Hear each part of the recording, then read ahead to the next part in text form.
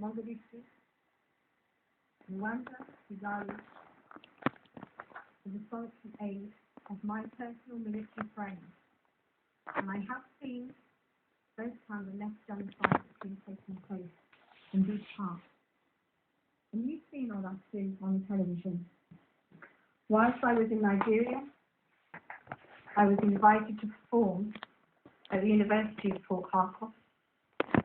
And from then, I rekindled my love of singing. Between 1990 and 1999, I did travel very widely around Africa, and at the same time I was working at the hospital in Chester. And through that time, I managed to gain an LRCN in music. In 2000 and 2001, I visited the USA, and I was fortunate enough to be invited to sing with many famous celebrities in front of George W. Bush shortly after his inauguration at the White House.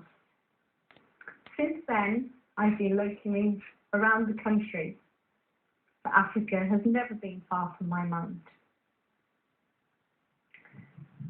Recently, I wrote an article, I've written quite a lot of articles about Africa, trying to answer some of the questions that so many people ask about people here. And people often wonder, why are there so many black people here, and what are they doing? They complain they don't speak English properly, and what are they doing? They're taking our benefits, etc. I've heard it said all the time, and so I'm sure of you. But have you also wondered where the bits from your mobile phone come from? Or your beautiful diamond ring? All those bits come from the DRC, the Democratic Republic of Congo. Another question that often comes to my mind is, why don't people watch things like Question Time? It's boring. Doesn't affect me. I have no job. I have a house. People don't care. The Democratic Republic of Congo is one of the 3 richest countries on this world, and it produces cobalts for your mobile phones, for your iPods. It mines diamonds, copper, and is completely self-sufficient. So what I ask you, are all these people doing here? Until 50 years ago, this beautiful country was won by the Belgians, owned by King Leopold II. He forced everyone to work 120 days a year, compulsory labour.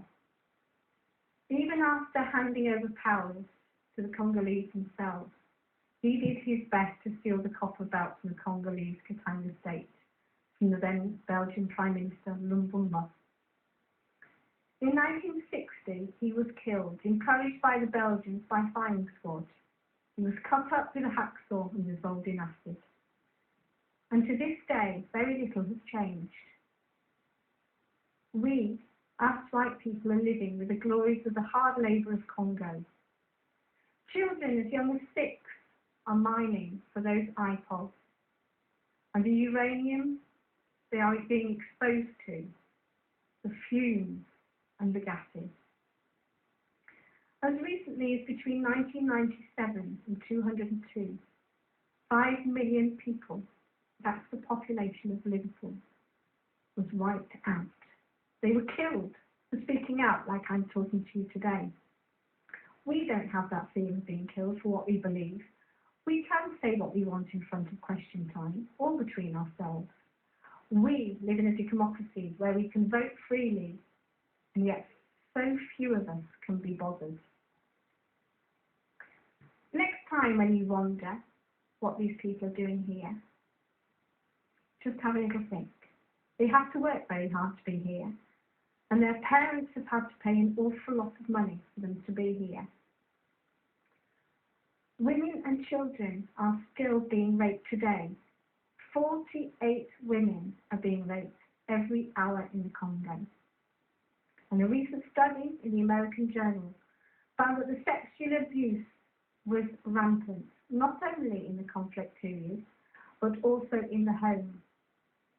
The United Nations Special Representative Margaret Wallstrom said that the violence and conflict suggests the figures of up to 1.8 million women out of a population of 70 million, with over 433,000 women raped in 1 year, was a conservative estimate. Those figures have been verified, but there are probably an awful lot of other women out there who've never bothered to come forward, so the figures are probably much higher than that. Right, facts, basic facts about the Congo. Since 1998, 5.4 million people have been killed. It's the world's deadliest conflict since the Second World War. 45,000 people continue to die every month in the Congo.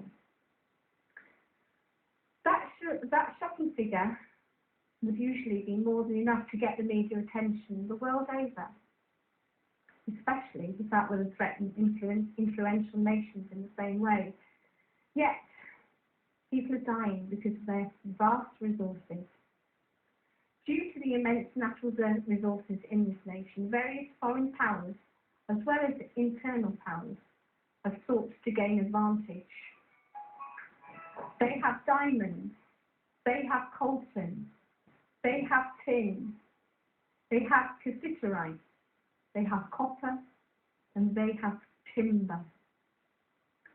A number of human rights groups have charged some of these big multinational corporations from rich nations, and they charge them to have been profiting from the war and have developed elite networks of key political and military and business elites to plunder the Congo's natural resources. A number of companies and Western governments pressured the United Nations panel to leave out the details of shady business dealings in a report that went out in 2003.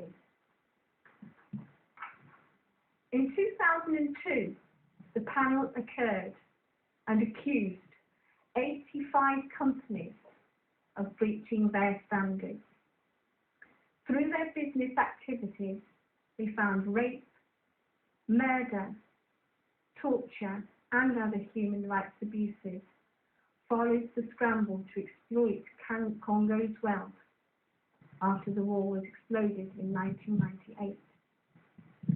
For example, the coltan trade is a rare mineral used in computers and mobile phones, and the social effects have been likened to slavery, the panel said, but no Western government has ever investigated the companies alleged to have links with such abuses. Some of these companies are and have been hailed from the UK, America, Belgium, and Germany, and they have been lobbied and have had their names cleared from the list of shame. I was reading an article recently by a young student in the Washington Post, and he quite clearly says, Congo has been blessed with so many things. We have gold, diamonds, copper, uranium, coltan, oil, methane gas, iridium, cobalt, and many more. This is what has caused the chaos in the Congo. But we cannot assess Congo today without looking at its history from King Leopold's reign to Belgium's colonisation, the assassination of P. Lumumba, and of course the 4 decades of long imposition of Joseph Mobutu on the people by the war and the West, and finally the backing of the war of aggression by Rwanda and Uganda, all being strategic points that promote the exploitation of its resources.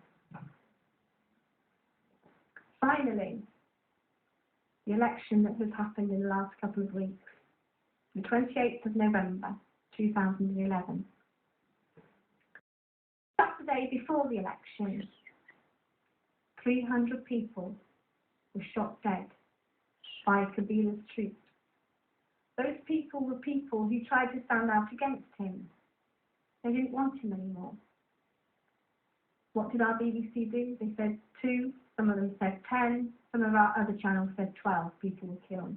So the actual figures are probably over 300. On the 28th, the election does go ahead. Some people tried to stop it. There was violence. They tried to turn people away. The polling stations opened hours late. Some polling stations were even burnt down. Thousands and thousands of ballot papers have been found on trucks coming over from planes from South Africa, all with the name of Kabila already put on it. The United Nations went out there with Jimmy Carter. He was the one that led the observer of the Congolese elections. And even they found fraud, they found violence, they found burning down of buildings. On the 29th of November, Jimmy Carter and the Catholic Church proclaimed victory for the opposition leader, Etienne Tshisekedi. Then, unfortunately, the United Nations left. The election results should have come out on the 6th of December, but it didn't. It was left 48 hours. Kabila seemed to have disappeared into the wilderness. And during that time, he managed to gather together thousands of military people who came back to shoot his opposition supporters. None of this was on the BBC. None of this was on the normal news. None of this was on Channel 4. Why not? This is the second largest country in Africa. On the 9th of December, the announcement was made by the Electoral Commission in Congo, which has been headed by somebody who is well renowned to be a Kabila supporter, that Kabila had won with 49% of the vote. Why has the turning been so great? We know why. Because the election was not a fair election. Just yesterday, the 10th of December, there was a demonstration outside number 10. It was the first time that anything had been on BBC News. What did they say? 143 people had been arrested outside 10 Downing Street. To them, that was the most important piece of news.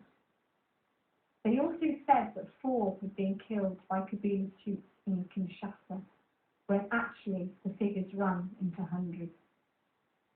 Why are we getting the information we are getting? Why are our TV stations not giving us the truth? I don't know why. I can't predict what's going to happen in the future for the Congo.